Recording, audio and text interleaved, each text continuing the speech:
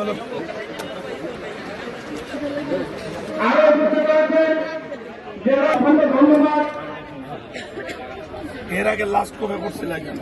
আচ্ছা ফার্স্ট করবো, আচ্ছা ফার্স্ট আমরা উন্নয়ন প্রোগ্রাম করছি এখন অনেক আপনাদেরকে চক্ষু চিকিৎসা এবং দাঁতের চিকিৎসা প্রদান করা হয়েছে আগে এত কিছু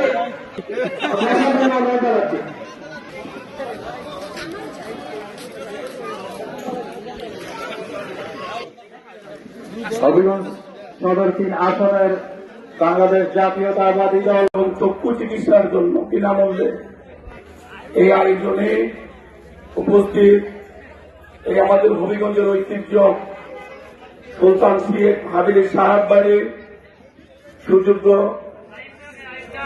পরিবারের সদস্যবৃন্দ, আমাদের চেয়ারম্যান সাহেব, দলীয় নেতৃবৃন্দ, আইন শৃঙ্খলা রক্ষাকারী বাহিনীর সদস্যবৃন্দ, সুবিধাভোগী ভাই ও বোনেরা, দেশি বিদেশি ডাক্তার সাহেববৃন্দ, আসসালামু আলাইকুম রহমতুল্লাহ। আমি শুরুতে অভিনন্দন জানাই, শুভেচ্ছা জানাই, শুভকামনা জানাই। এত সুন্দর আয়োজন তারা করেছেন এই অবহেলিত মানুষের জন্য। আল্লাহ রাব্বুল আলামিন প্রতিটি মানুষকে আল্লাহ মেধা দিয়ে, বুদ্ধি দিয়ে, সাহস দিয়ে পৃথিবীতে পাঠিয়েছেন মানুষ মানুষের জন্য। এই কথাটা এখানে আজকে আরো পরিষ্কার হয়েছে। এই সমাজের অবহেলিত মানুষ, সুবিধা বঞ্চিত মানুষ একই দেশে জন্মগ্রহণ করেছে, শুধু অর্থের অভাবে পরিপূর্ণ চিকিৎসা থেকে ওনারা বঞ্চিত। রাষ্ট্র যাদের দায়িত্ব নেওয়ার কথা ছিল, রাষ্ট্র যেখানে ব্যর্থ হয়েছে সেখানে সাহেব বাড়ির যে পারিবারিক ট্রাস্ট, দেশি বিদেশি ডাক্তারদের সহায়তায় ওনারা আজকে এগিয়ে এসেছেন। এবং হবিগঞ্জের আমি শুনেছি হাজারো মানুষ আজকে চক্ষু এবং দন্ত চিকিৎসা এখান থেকে নিয়েছেন।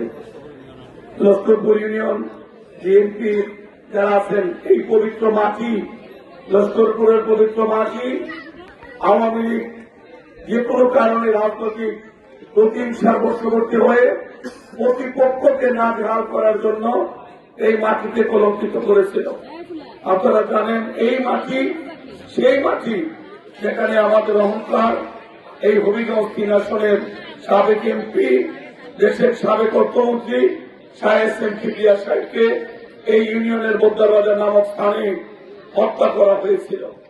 এবং এই মামলার 10 বছর পর 4th সাপ্লিমেন্টারি চার্জশিটে সিলেটের মেয়র আরিফুল হক চৌধুরী এবং আমি জিকে ঘোষকে 4th সাপ্লিমেন্টারি চার্জশিটে আসামের শ্রেণীভুক্ত করা হয়েছিল। স্বেচ্ছায় আত্মসমর্পণ করেছিলাম আইনের সুবিচারের আশায়। 26.5 মাস বিনা অপরাধে কারাগারে ছিলাম। কারাগারে আমাকে হত্যার চেষ্টা করা হয়েছে, আমার পিঠে ছুরিকাঘাত করা হয়েছে। তারপর রাতে আল্লাহ মারেকে আল্লাহর দয়ায় করুণায় মুক্ত হয়ে আবারও মানুষের মধ্যে ফিরে এসেছি। এবার আমি আমার যে দল করি সেই দল 2018 সালের মতো আবারও মানুষের খেদমতের জন্য আমাকে একটি সুযোগ সৃষ্টি করে দিয়েছে। আজকে সাহেব বাড়ির সদস্য যারা আপনারা আয়োজন করেছেন, আপনাদের প্রত্যাশা এই ভালো কাজগুলি আপনারা চালিয়ে যাবেন। আমি আল্লাহকে সাক্ষী রেখে অঙ্গীকার করছি, যতদিন আল্লাহ রাব্বুল আলামিন নেক হায়াত দিবেন, আপনারা যতগুলি ভালো কাজ মানব কল্যাণে নেবেন, প্রতিটি কাজে রাষ্ট্রের পক্ষে, বিএনপির পক্ষে পুরো দল নিয়ে আমরা আপনাদের সঙ্গে থাকবো ইনশাআল্লাহ। আমরা চাই আপনাদেরকে দেখে সমাজের আরো যারা বিত্তশালী, বিত্তবান মানুষ, শিক্ষা দীক্ষার অর্থে যারা নিজেদের পারিবারিকভাবে প্রতিষ্ঠিত মানুষ, তারা যদি এগিয়ে আসেন তাহলে সমাজের অনেক দায়িত্ব কমে রাষ্ট্র অর্থনৈতিকভাবে কতটা সমৃদ্ধ নয়। ইচ্ছা থাকলেও 18 কোটি মানুষকে রাষ্ট্রের পক্ষে তার চিকিৎসার সেবা দেওয়া, দেশ প্রতিনিধি কাজ সমাজের যদি এইভাবে আজকে এই সুলতান শেখ সাহেব বাড়িতে যে আয়োজন হয়েছে, এবারে যদি প্রতিটি ইউনিয়নে, প্রতিটি উপজেলায়, প্রতিটি জেলায় বিত্তবান মানুষ এগিয়ে আসেন, তাহলে আমরা অনেক রাষ্ট্রের উপর আমাদের চাপ কমে এবং অর্থের অভাবে যারা দাঁত এবং চোখ সহ অন্যান্য যে রোগে যারা দীর্ঘদিন যাবৎ ভুগছিলেন তারা এগুলা থেকে মুক্তি পাবেন। এই ভালো কাজের উদ্যোগ নেওয়ার জন্য আমি বিশ্বাস করে রাব্বুল আলামিন সন্তুষ্ট হয়ে আপনাদের ইজ্জত সম্মান কর্তব্য আরো বাড়িয়ে দেবেন এটা আমার বিশ্বাস। এটা আমি মুসলমান হিসেবে আমি বিশ্বাস করি। ভালো কাজ আমাদের সমাজে যদি আমরা বেশি বেশি করতে পারি তাহলে সমাজের অন্ধকার দূর হবে। আমরা একে অপরের সাথে ভাতৃত্বের বন্ধনে আমরা এগিয়ে যাবো। আল্লাহ রাব্বুল আলামিন আমাদেরকে যেন সেই তৌফিক দেন। আমি একবার নয়, দুইবার নয়, তিনবার ভিন্ন ভিন্ন পরিস্থিতিতে আমার পৌরসভায় হবিগঞ্জ সদর পৌরসভা জেলা সদরে পৌরসভার মেয়র নির্বাচিত হয়েছি। আমি প্রতিকূল পরিস্থিতির মধ্যে থেকেও আমি চেষ্টা করেছি আমাদের হবিগঞ্জের পৌর এলাকায় প্রায় লক্ষাধিক মানুষ যারা থাকেন তাদেরকে বিভিন্নভাবে সহায়তা করার জন্য এই মেডিকেল টিম আমি ঢাকা থেকে যারা খুব আগ্রহী দেশি বিদেশি টিম আমি এনেছি। ওনাদের কাছ থেকে আমরা চিকিৎসা সেবা নিয়েছি এবং মানুষকে আমরা উপকৃত করেছি। আপনারা জানেন আমি যে দলটি করি সেই দল রাজনৈতিক ক্ষমতার বাইরে ছিল 17 বছর।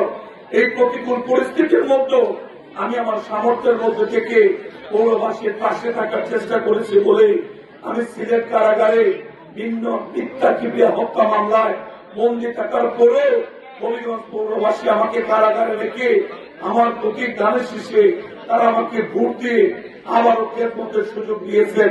এটা এই জন্য বললাম যে ভালো কাজ করলে মানুষের ভিতরে এটার জন্য চিৎকার করে ঢুকতে হয় না।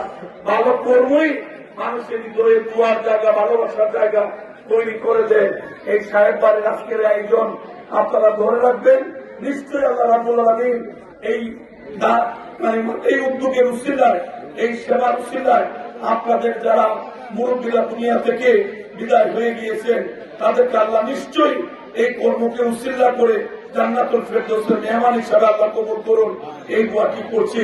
আপনারা যারা দুনিয়াতে আছেন, উচ্চ শিক্ষায় শিক্ষিত হয়েছেন, আরো যারা লেখাপড়া করছেন, আপনাদের কাছেও আমাদের একই প্রত্যাশা এই এলাকার বাইরেও যদি সম্ভব হয় জেলা সদরে বা আমাদের উপজেলা সদরে এই আপনাদের যারা সাথে যোগাযোগ অত্যন্ত চমৎকার যোগাযোগ আছে, আত্মীয় স্বজন দেশে বিদেশে আছে, যেখানে অবহেলিত মানুষ সবাই তো আল্লাহর বান্দা, শুধু লস্করপুর করবেন কেন, সুযোগ থাকলে অন্যান্য জায়গায় করবেন। আর যদি আমার দল আমাকে একটি নির্বাচনের ত্রয়োদশ সংসদ নির্বাচনের প্রার্থী হিসেবে দিয়েছে, যদি আমি জনগণের ভোট দ্বারা সিক্ত হই, ইনশাআল্লাহ আমি আপনাদের পাশে থাকবো এবং এই ধরনের মহৎ উদ্যোগ যারা নেবেন তাদের সঙ্গে থেকে মানুষের সেবা করার তৌফিক যেন আল্লাহ দেন সেই আশাবাদ ব্যক্ত করে আবারও এই ট্রাস্টের উত্তরোত্তর সমৃদ্ধির সাফল্য কামনা করে আমাকে এখানে কথা বলার সুযোগ সৃষ্টি করে দেওয়ার জন্য এই সুলতান শেখ হাবিলির প্রতিটি সদস্যের প্রতি কৃতজ্ঞতা জানিয়ে আমি আমার কথা শেষ করছি। আল্লাহ হাফেজ, সবাইকে অসংখ্য ধন্যবাদ। আসসালামু আলাইকুম ওয়া রাহমাতুল্লাহ।